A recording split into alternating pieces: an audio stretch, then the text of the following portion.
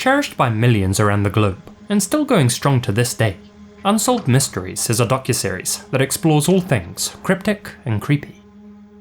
Since the show's first episode back in 1987, the various hosts have covered thousands of mysteries of every kind. Some of these cases have since been solved. Others remain unanswered. In Volume 2 of this series, we'll again be revisiting a handful of the darkest and most intriguing stories covered during the show's most classic era, including any details that have emerged since their segments aired. But before we dive into the mysteries, let's try and solve the biggest mystery of them all. Why you haven't already downloaded today's sponsor, Raid: Shadow Legends. It's the game where you collect, level up, and gear up an array of amazing champions, and then form them into powerful teams to take on tough yet rewarding challenges. Challenges like the Hydra, one of Raid's toughest bosses. This bad boy has multiple heads to chop down, each with unique abilities. The head of Blight is the king of poisons and leeches, and crushes your champions with his poison cloud. If you're looking to destroy him quickly, which you should be, then fire's the key, so make sure one of your warriors has a HP burn. Then there's the head of Wrath, and trust me, this one gets aggressive. It can weaken and taunt your team, which doesn't sound too bad. But here's the kicker.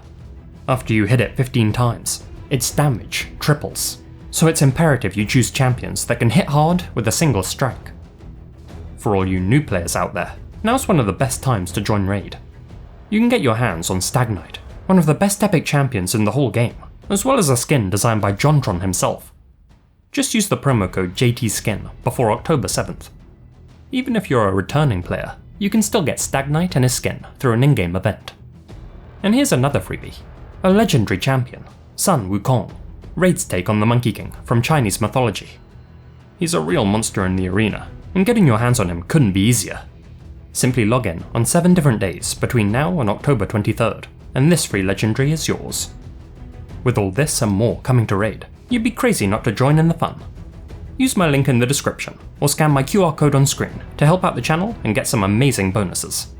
We're talking an epic champion, Drake, energy refills, a skill tome, and an XP booster.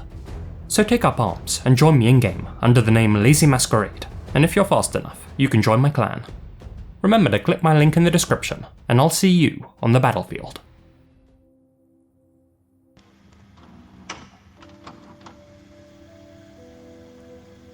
It was July 9th, 1988, and 49-year-old Richard Mason decided to take his 22-year-old son-in-law, Airman First Class Kenneth Red Griffith, along with Kenneth's 23-year-old squadron buddy, Earl Smock, out for an ATV ride through the rural outskirts of Signal Mountain, a peaceful town just a stone's throw from Chattanooga, Tennessee. It was scorching hot that time of year, the dog days of summer, as one report put it, and July 9th was no exception. So, as well as taking in the natural beauty of the Tennessee backwoods, the three men were also eager to cool off in the affectionately named Blue Hole, a swimming spot that they had all heard about. They said goodbye to their loved ones at Richard's house and set off northwards on their three-wheelers. It was the last time they were seen alive.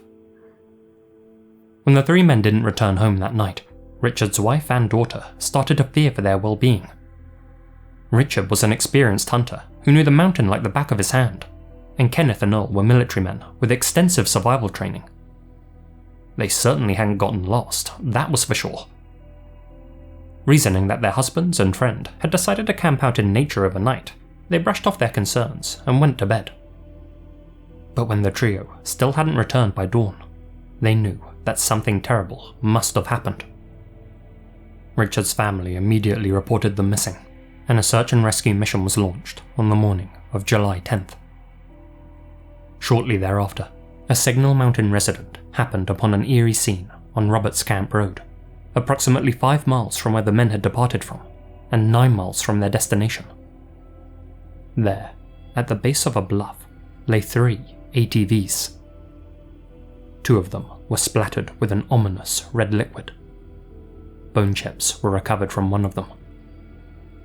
Investigators arrived on the scene and made the grim connection between the ATVs and Kenneth, Earl, and Richard.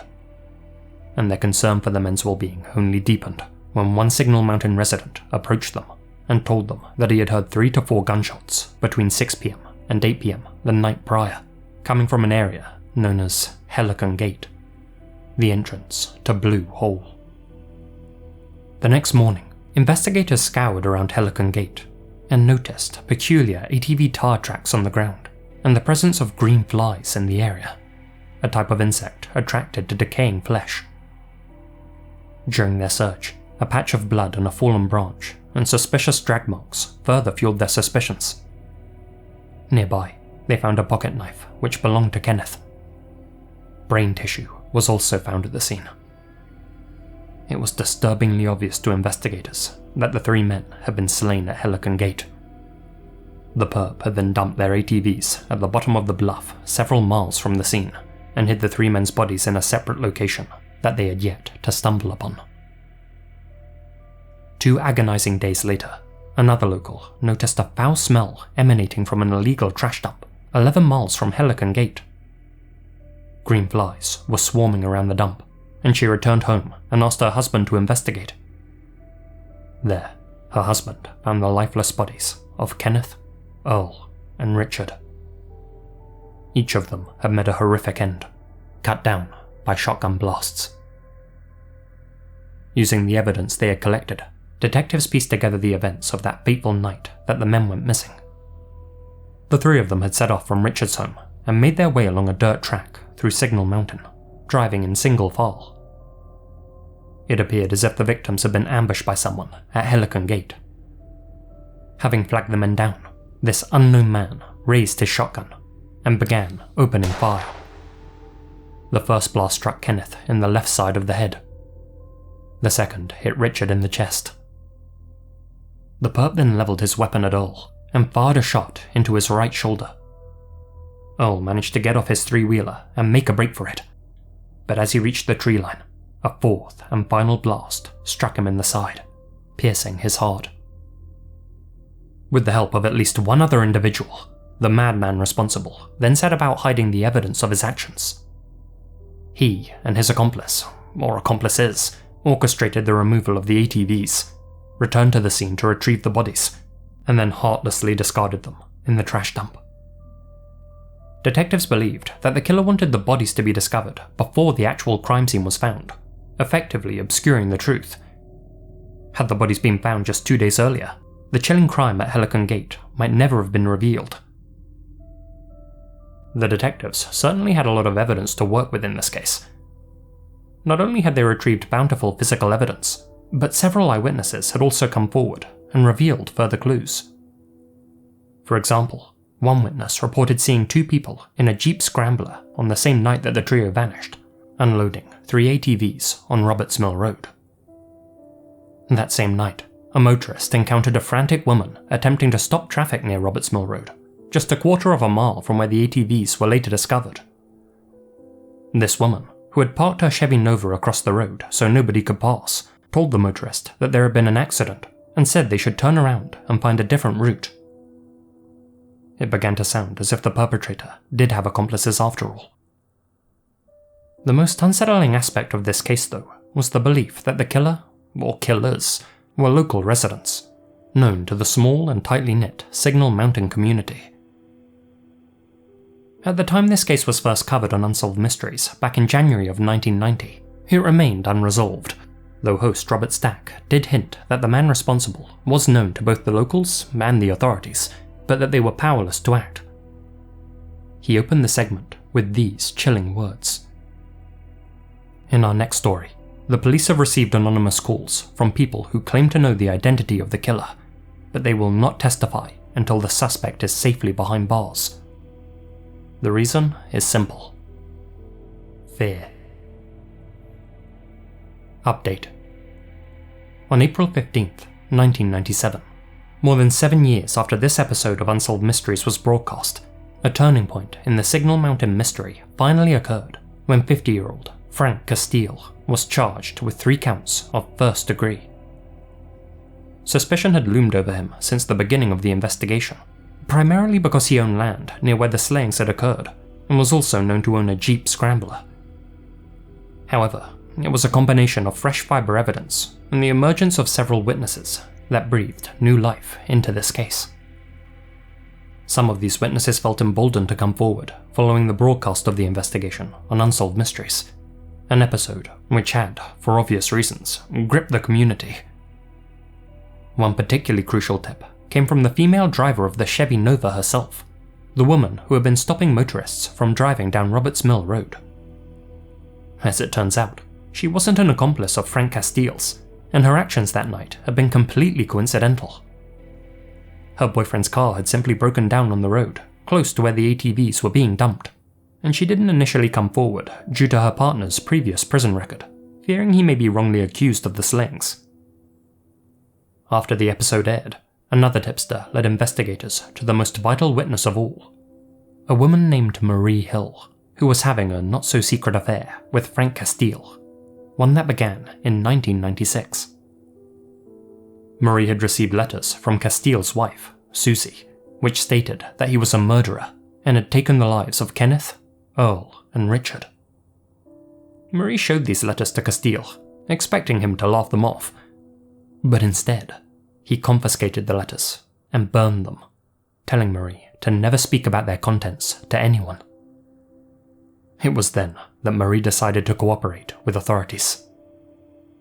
She allowed her home to be bugged in a bid to extract a confession from Castile, the plan being that when the two were alone, she'd broach the topic of the Signal Mountain slayings again and get him to spill the beans on tape.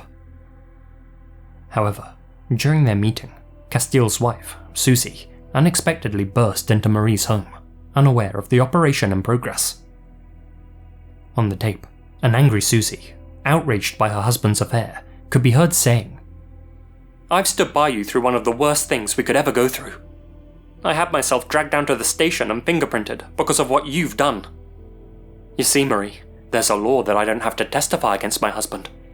But if we were divorced, then I'd have to testify against him." "That should really scare me, I suppose," replied Frank. "No, I don't think so. Because you know I wouldn't do it." During their heated 3-hour argument, Susie told Marie that she had assisted her cheating husband with something on the mountain 8 years prior, but neither she nor Castile confessed to anything specific. When questioned by the authorities, Castile told them that on the night of the slayings, he and his wife had spent the night together at a campsite on his property, right alongside Helicon Gate, though neither of them had heard any gunshots ring out. And yet, despite his alibi, numerous witnesses later came forward and reported seeing his Jeep Scrambler parked near the bluff where the ATVs were discovered, and near the dump site where Kenneth, Earl, and Richard's remains were found. The morning after the grisly events, another witness noticed a woman at a local car wash, frantically washing blood out of the back of a Jeep. She explained it came from a pig that she had taken to the slaughterhouse, but the witness knew that the local abattoir was closed on Sundays and became extremely suspicious. They recorded the license plate of the Jeep. It was registered to Frank Castile. Later that same day, another witness, coincidentally Kenneth's brother, Lee, accepted a ride from Castile in his Jeep and noticed that the vehicle's rear was soaking wet, despite the fact that it hadn't rained for quite some time. On the night of the incident, it's believed that the 3 victims had ventured to the swimming hole situated on the edge of Frank Castile's property.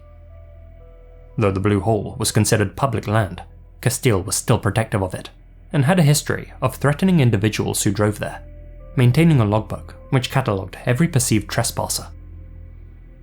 He would even hold these would-be swimmers at gunpoint and make them sign the logbook before releasing them, taking note of their names, phone numbers, and license plate details.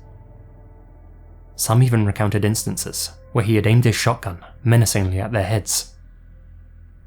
A few weeks before the incident on Signal Mountain, Castile had explicitly warned a group of trespassers to stay off his property, or at least what he considered his property, and even fired a blast above one of their heads.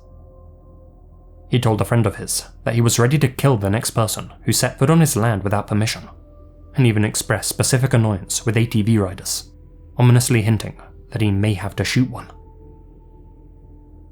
In May 1998, Frank Castile stood trial for the slayings of Kenneth, Earl, and Richard. He was found guilty and sentenced to life behind bars. Although a new trial was granted due to the exclusion of vital evidence, He was once again convicted in 2003. Castile would have been eligible for parole in 2024 had his dark tale not come to an end on May 25th, 2019, when he passed away in prison at the age of 71, having never repented for what he had done. As for his wife, Susie Castile, she never faced any consequences for her actions. The Castiles' dark legacy left an indelible mark on the Signal Mountain community, a haunting reminder of the secrets and fears hidden within small, tight-knit circles, and a chilling example of the horrors that some people are willing to commit for no real reason whatsoever.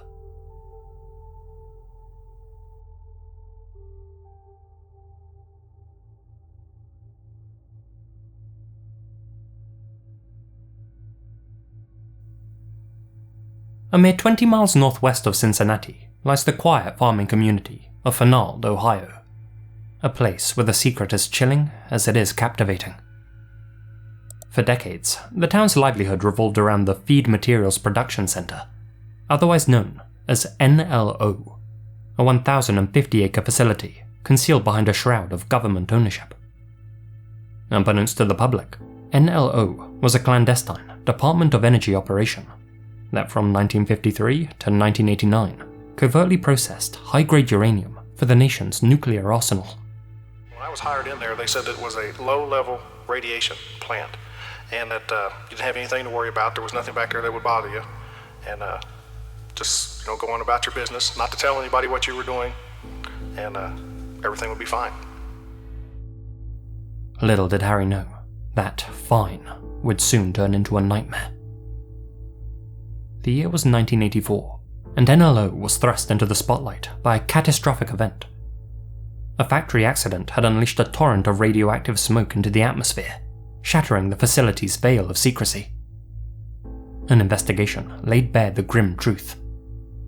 Over the years, NLO had discharged more than 200 tons of radioactive dust into the air and local water sources.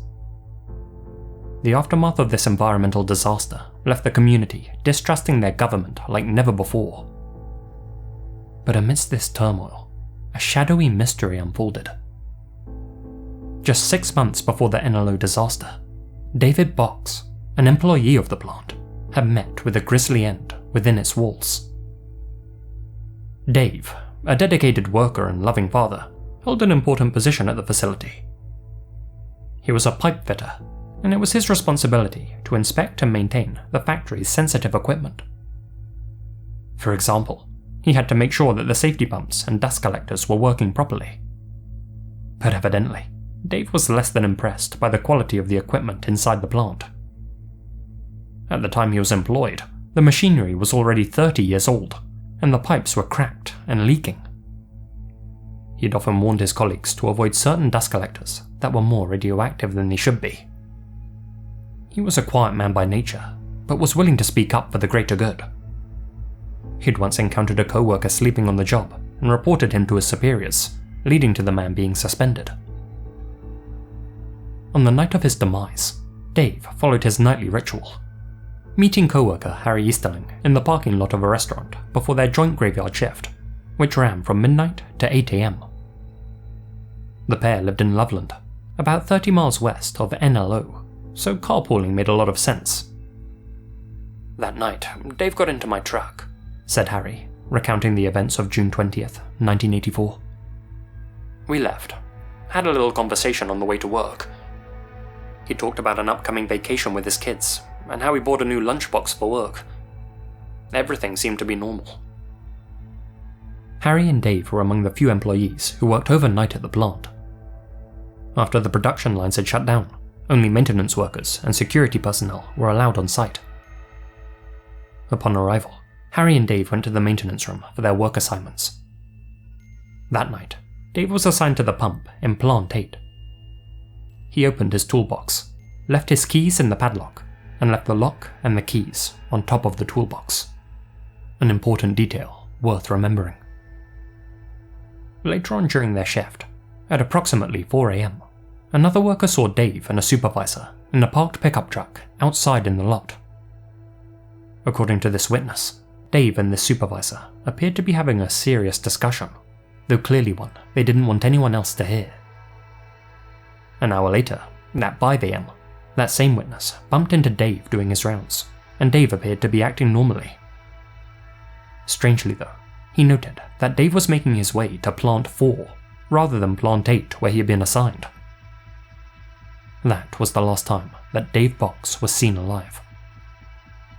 As night became morning, Harry Easterling realised something. He hadn't seen Dave for hours. At approximately 7 that morning, we had a safety meeting in the conference room in Plant 4, Harry recalled. We showed up for the meeting, but Dave wasn't there. I walked back to the maintenance building, put my tools away, and noticed Dave's toolbox was still open. His keys were still on top, still in the padlock. I thought he was probably working overtime, so I went in, made a few calls, but still couldn't locate him. I went back out and told the security guard at the desk that Dave hadn't come out. I was going home, and I'd meet him the next night at the restaurant. Well, that next evening rolled around, and Dave didn't show up for his carpool with Harry. Realising that nobody had seen Dave since the night prior, Harry rushed to work and reported him missing to his supervisor. A search of the facility ensued, leading to an unsettling discovery. The plant record showed that at 5:15 AM, the furnace in Plant 6 had briefly dropped 28 degrees, indicating that something had been dropped into one of the vats. A small bone fragment was found resting on the lip of the Unsolved vat, a salt bath about 4 feet wide and 10 feet long. It was filled with a slurry of sodium chloride and potassium chloride, which sweltered at 1,350 degrees Fahrenheit. It was so hot, it was impossible to get within 10 feet of it. It just looked like hell, Harry said, describing the Unsolved vat. If you were to look down at hell and there was a big hole in the ground, that's what it looked like. A big, open, red hole in the ground, like a volcano. While inspecting the Unsolved vat, one worker noticed a mysterious, foul-smelling black sludge which had formed on top of the slurry. It took 3 full days for the molten liquid to cool and drain. On June 23rd, investigators found a set of keys which were strangely unincinerated at the bottom of the Unsolved vat. They were Dave's. Along with the keys, they also found a melted steel toe from a boot, part of an eyeglass frame, parts of Dave's walkie-talkie, and a stainless steel wire that was looped together in 3 oddly connecting circles. There were also bone fragments, and what appeared to be a black impression in the shape of a human being. Dave Box was almost certainly dead, having entered the molten slurry. The initial theory was that he had accidentally slipped into the furnace's fiery maw, but there were 2 problems with that. Firstly, the record showed that Dave had fallen into the vat at 5:15 AM, but Harry had seen Dave's set of keys, the same ones found in the vat's waste, 2 hours later at 7:30 AM, resting atop his toolbox. So how had they ended up in the furnace? Secondly, it wouldn't have been possible for anyone to have fallen into the slurry. Even when in operation, a heavy, immovable concrete lid covered the Unsolved vat. The only way for someone to enter it would have been to squeeze, or be forced, through a small opening, about the size of 2 notebooks. Some suggested that Dave had intentionally entered the vat in order to end his own existence, citing his recent divorce from his wife, but his family vehemently disagreed. They pointed to Dave's plans for the future, his recent purchases, and his meticulous financial preparations as proof he had no motive to unalive himself. And, again, given the temperature the vat was kept at, entering it willingly just doesn't seem like a realistic possibility. He'd have likely perished before he even had a chance to enter the slurry. Even if he had sprinted up the vat's ladder and jumped in, Dave, who was 6'1" and about 180 pounds, would have found it difficult to fit through its narrow opening. Former NLO employee David Day echoed that sentiment, insisting that homicide was the only possible explanation. He was probably lowered into the furnace, speculated Day. I can't think of any other way it could have happened. He, the Box family, and others believed that Dave was silenced because he knew too much, and was possibly on the brink of blowing the whistle on the alarming uranium releases from Plant 8, a revelation which would be brought to light just 6 months after Dave met his fate. Investigative reporter D.C. Cole agrees with that. I think he knew something. It's possible that he was a whistleblower, or was going to be a whistleblower. Plant 8 had released 4 times more radioactive contaminants into the environment than any other plant at the site. They killed him, then took his body back to Plant 6, where the furnace is. I'd hate to think that he was still conscious. I can't imagine a more horrible way to go than that. Some have even theorized that the looped stainless steel wire found in the furnace had been used to bind David's hands and feet. Despite an appeal by Robert Stack for information in March 1994, the mystery surrounding Dave Bock's end remains unresolved to this day. While some dismiss the notion of foul play, others believe a sinister cover-up continues to conceal the truth.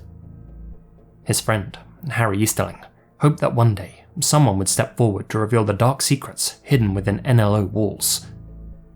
Unfortunately, he's since passed away, having never conclusively known the truth about his friend's demise. In 1989, NLO ceased operations, but Dave's family still grapples with the impossibility of laying him to rest. His remains, tainted by toxicity, rest in a drum, stored alongside other radioactive materials at a Nevada test site.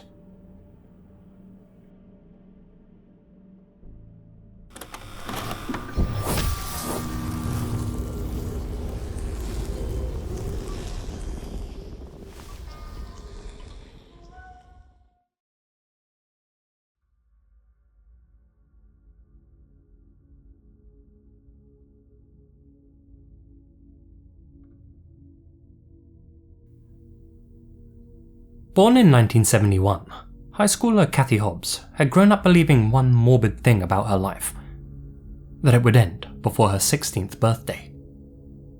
It was a premonition she'd had about herself ever since her close childhood friend passed away from a heart condition, a curse that constantly played on her mind and left her in a perpetual state of dread.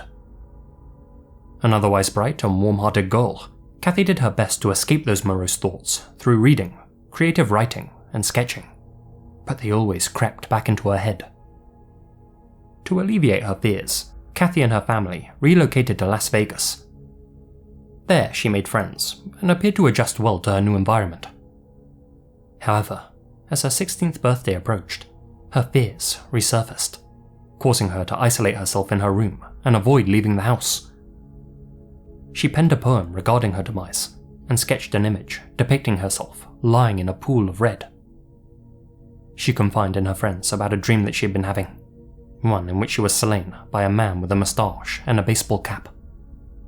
She wrote secret letters to her family members, expressing her love for them, with instructions not to open them until after her demise. It was a very bleak point in her life.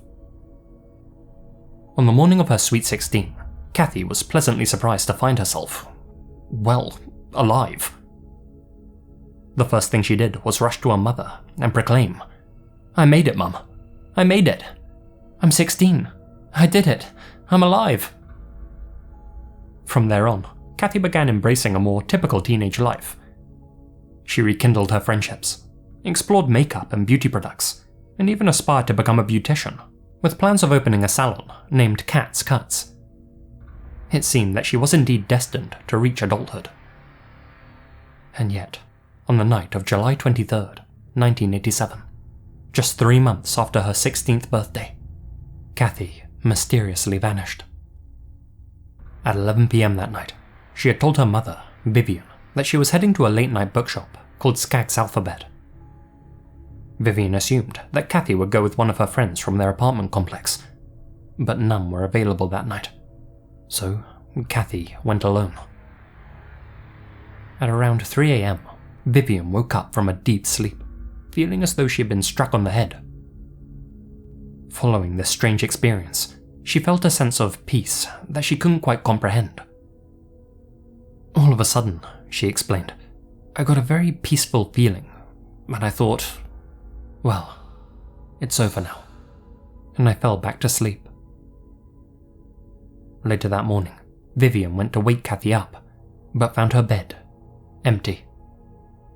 Her daughter hadn't returned from the store the night prior. She immediately contacted the police. Kathy's disappearance garnered media attention, and volunteer groups joined the search efforts, yet no trace of her could be found. A Skag's Alphabet employee confirmed selling Kathy a book on the night of her disappearance, and receipts verified the purchase at 11:17 p.m. She had made it to the store on Desert Inn Road and Maryland Parkway, but her movements after that remained a mystery. Surveillance cameras in the area hadn't captured anything of value, and despite the populated area, no witnesses came forward to say they had heard screams or seen anything suspicious. 9 days later, a hiker discovered Kathy's lifeless body in a remote field near Lake Mead, about an hour's drive from Las Vegas. There were tire tracks and 2 blood-covered rocks near her remains. The coroner determined that the 2 rocks had been used to crush her head. There were signs that she had been SA'd. On the way home from the store that fateful night, someone had forced her into their vehicle, driven her out to the middle of nowhere, and maliciously ended her life. Exactly 3 months after her disappearance, an anonymous informant called the Las Vegas PD and accurately described Kathy's last known location and attire on the night of her disappearance. The informant claimed that he had witnessed 2 men grabbing Kathy and forcing her into a vehicle. One of them had called the other Robbie. Grabbed this girl in front of the store on Pasadena in Maryland. This is a few months ago. I've been out of town for a few months, and I wrote this down because she was screaming and they pulled her in the car. She was a very young girl wearing the white jacket and the pink pants. And the guy's name, he hollered to him, push her in the car, and his name was Robbie. This informant hung up without providing his identity or contact details. Detectives traced the license plate number he had provided them, only to discover it didn't exist. Update. Kathy's segment aired on February 1st, 1989, during the first season of Unsolved Mysteries. Despite Robert Stack's pleas for the informant to come forward, he never did. However, even though the informant's identity remains unclear, and his admission likely a hoax, Kathy's case has since been solved. Years later, authorities connected her slaying to Michael Lee Lockhart, a death row inmate from Toledo, Ohio. In May 1987, Lockhart had stolen a blue Toyota Celica. 2 months later, he used that same vehicle to capture Kathy. Blue fibers found on her remains matched those found on the Toyota. Credit card receipts placed Lockhart in Las Vegas at the time of the slaying. And if all that wasn't enough, when investigators questioned him about Kathy, he admitted to taking her life. She was his first known victim, though obviously not his only one. By the time Lockhart was linked to Kathy's case, he had already been convicted of a series of slayings spanning Texas, Indiana, and Florida. This included taking the lives of Wendy Gallagher, 16, Jennifer Collar, 14, and Officer Paul Halsey Jr., who had tried to arrest him for driving a stolen Chevy. Lockhart met his fate via lethal injection on December 9th, 1997. For every mystery, there is someone somewhere who knows the truth. Perhaps that someone was watching. Perhaps it's you.